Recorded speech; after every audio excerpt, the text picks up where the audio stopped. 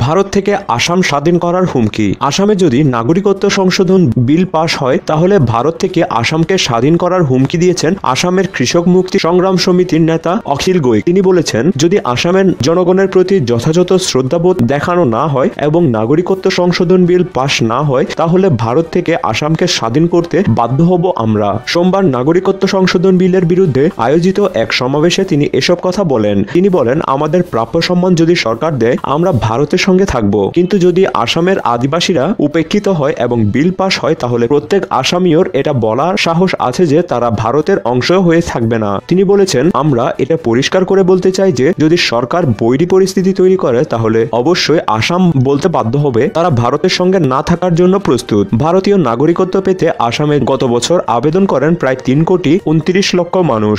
1 জানুয়ারি প্রথম দফায় 1,90,00,000 মানুষকে ভারতীয় নাগরিকত্ব দিয়ে এনআরসি তালিকা প্রকাশ করা হয়। ভারতীয় জাতীয় দৈনিক পত্রিকা এনআরসির কর্তৃপক্ষ প্রথম দফার চূড়ান্ত খসড়া তালিকা থেকে 1.5 লক্ষ মানুষের নাম বাদ দেওয়ার কথা জানায়। যথাযথ নথিপত্র ও প্রমাণ দিতে না পারায় তারা নাগরিকত্ব পাবেন না বলে জানানো হয়। এদের মধ্যে ছিলেন প্রায় 50,000 গ্রামীণ নারী। এই নারীরা গ্রাম পঞ্চায়েতের কাছ থেকে একটি সনদ নেয়ার পর কর্তৃপক্ষের কাছে জমা দিয়েছিলেন। গ্রাম পঞ্চায়েতরা ওই সনদের নারীদের নাগরিকত্বের স্বীকৃতি দিয়েছেন, কিন্তু পরবর্তীতে এনআরসি থেকে তাদের বৈবাহিক ও শিক্ষাগত যোগ্যতার সনদ চাওয়া হয়, তা তাদের নেই। একটি বোমার পরিবর্তে 21টি বোমা মারতে হবে। বিরোধীদের মোকাবেলায় একটি বোমার পরিবর্তে 21টি বোমার নির্দেশ দিয়েছেন ভারতীয় বীরভূম জেলার তৃণমূল দলের নেতা দুলাল রায়। তিনি বলেন, প্রাণ যায় যাক কিন্তু ভোট চাই, এজন্য বিরোধীদের মোকাবেলায় একটি বোমার পরিবর্তে 21টি বোমা মারতে হবে। রোববার ইলামবাজারে এক জনসভায় তিনি এই নির্দেশনা দেন। তিনি বলেন, ইলামবাজারে মোট 137টি বুথ রয়েছে, প্রতিটি বুথে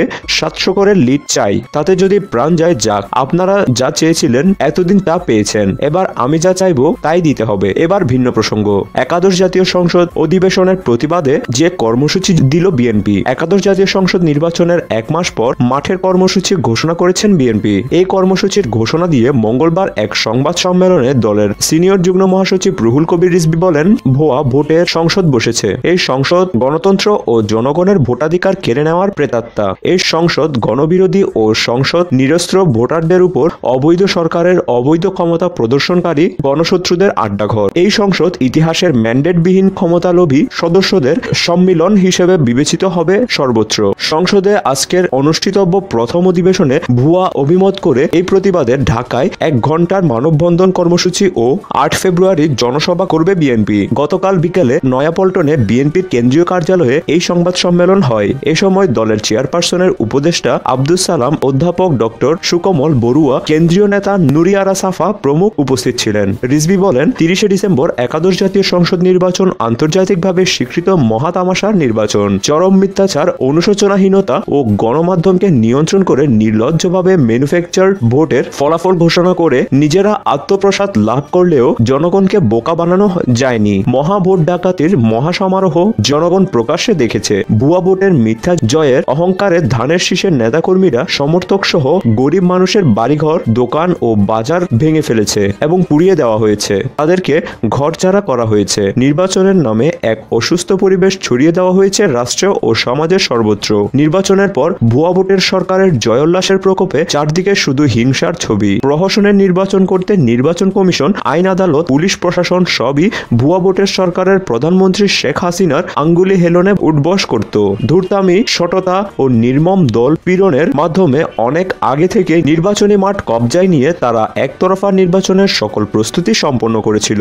সারা দেশে তারা ভয়ভীতির শিহরণ সৃষ্টি করেছিল। ভোটের মাঠ শূন্য করতে সরকারি প্রশাসন মহাতৎপরতায় লিপ্ত ছিল। মূলত রক্তমূর্তি নিয়ে তারা 30শে ডিসেম্বর নির্বাচনে জনগণের ভোটাধিকার আত্মসাৎ করেছে। তিনি বলেন, এই কালিমালিপ্ত ভুয়া ভোটের সংসদের প্রতিবাদে বুধবার সকাল 11টা থেকে দুপুর 12টা পর্যন্ত বিএনপির উদ্যোগে জাতীয় প্রেস ক্লাবের সামনে মানববন্ধন অনুষ্ঠিত হবে। পাশাপাশি গণতন্ত্রের মা ও বিএনপি চেয়ারপারসন দেশনেত্রী খালেদা জিয়া এবং দেশের বিভিন্ন কারাগারে অন্যায়ভাবে কারান্তরী নেতাকর্মীদের নিঃস্বার্থ মুক্তির দাবিতে আগামী 8 ফেব্রুয়ারি শুক্রবার বেলা 2টায় সোহরাওয়ার্দী উদ্যানে বিএনপির উদ্যোগে জনসভা অনুষ্ঠিত হবে। এই জন্য সংশ্লিষ্ট জায়গায় যোগাযোগ ও চিঠি দিয়ে অভিহিত করা হয়েছে।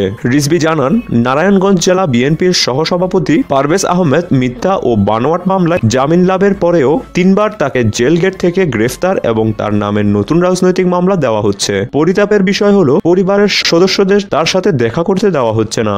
অসত্য ও ভুয়া মামলায় জামিন লাভের পরেও পারভেজ আহমেদকে বারবার কারাফটক থেকে গ্রেফতার এবং নতুন নতুন মামলা দেওয়ার ঘটনায় আমি তীব্র নিন্দা ও প্রতিবাদ জানাচ্ছি এবং অবিলম্বে তার মিথ্যা মামলা প্রত্যাহার সহ অবিলম্বে নিঃস্বার্থ মুক্তির জোর দাবি করছি।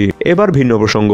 প্রধানমন্ত্রীর আমন্ত্রণ ফিরিয়ে দিয়ে কি ভুল করেছে ঐক্যফ্রন্ট? একাদশ জাতীয় সংসদ নির্বাচনে প্রহসনের নির্বাচন বলে উল্লেখ করে এই জয়কে স্বাগত জানাতে প্রধানমন্ত্রীর চায়ের দাওয়াতে যেতে রাজি নন বলে জানিয়েছেন ঐক্যফ্রন্টের নেতারা। প্রধানমন্ত্রী শেখ হাসিনা বিভিন্ন রাজনৈতিক দল ও জোট নেতাদের সঙ্গে নির্বাচন উত্তর শুভেচ্ছা বিনিময় করবেন। আগামী 2 ফেব্রুয়ারি বেলা 3:30টায় গণভবনে চা চক্রে আমন্ত্রণ জানিয়েছেন ঐক্যফ্রন্টের নেতাদের। তাদেরকে আমন্ত্রণপত্র পাঠানো হয়েছে। ঐক্যফ্রন্ট ছাড়াও বাম গণতান্ত্রিক জোটের 8টি দলের 16 জন নেতা আমন্ত্রণ পেয়েছেন। তাদেরকেও 2 ফেব্রুয়ারি 3:30টায় চা চক্র ও শুভেচ্ছা বিনিময়ের জন্য প্রধানমন্ত্রীর পক্ষ থেকে আমন্ত্রণ জানানো হয়েছে। তবে প্রধানমন্ত্রীর চা চক্রে পিঠাপুলি খাওয়ার ইচ্ছা নেই ঐক্যফ্রন্টের নেতাদের। ঐক্যফ্রন্টের শরিক গণফোরামের নির্বাহী সভাপতি অ্যাডভোকেট সুব্রত চৌধুরী ডয়েচে ভেলেকে বলেন, আমন্ত্রণ পেয়েছি কিন্তু এতে যাওয়ার সুযোগ নেই।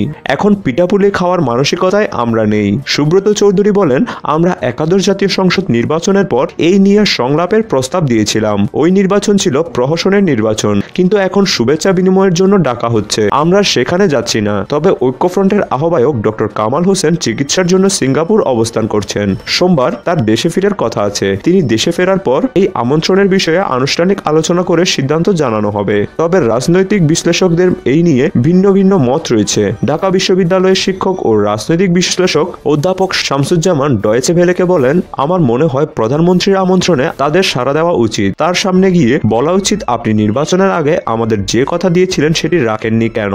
তারা না গেলে এই সুযোগ থেকে বঞ্চিত হবেন। পাশাপাশি যেহেতু এখনো সময় আছে, তারা সিদ্ধান্ত বদলাতে পারেন। অন্যভাবে দেখলে তারা প্রধানমন্ত্রীর আহ্বানে সাড়া দিয়ে হয়তো নির্বাচনের বৈধতা দিতে চাননি। আমন্ত্রণে না গেলে প্রধানমন্ত্রীর সামনে গিয়ে তার প্রতিশ্রুতির ব্যাপারে প্রশ্ন করার সুযোগ থেকে ঐক্যফ্রন্ট বঞ্চিত হবে কিনা? জবাবে সুব্রত চৌধুরী বলেন, সেখানে তো আলোচনা হবে না, প্রধানমন্ত্রী শুধুই শুভেচ্ছা বিনিময় করবেন আর পিঠাপুলি খাওয়াবেন। আমরা তো সেখানে গিয়ে কথা বলার সুযোগ পাবো না। তাহলে কেন যাব?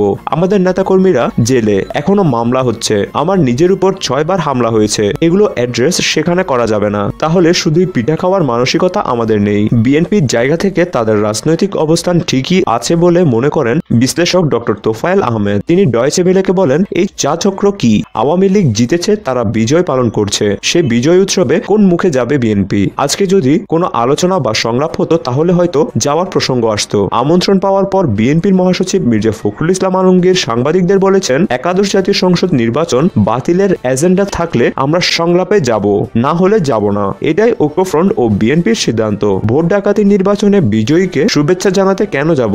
ঐক্যফ্রন্টের অন্য নেতাদের মতেও একই। তারা বলেছেন, আমন্ত্রণে যাওয়ার সম্ভাবনা নেই। এই ভুয়া নির্বাচনকে স্বাগত জানাতে তারা যাবেন না। রাজনৈতিক বিশ্লেষক ও ঢাকা বিশ্ববিদ্যালয়ের অধ্যাপক কাজী মারুফও মনে করেন, বিএনপির এমন সিদ্ধান্ত প্রত্যাশিতই ছিল। ডয়েচে ভেলেকে তিনি বলেন, নিজেদের রাজনৈতিক অবস্থানের কারণেই তাদের এই ধরনের শুধু চা চক্রে না যাওয়ার প্রতিশ্রুতি ছিল।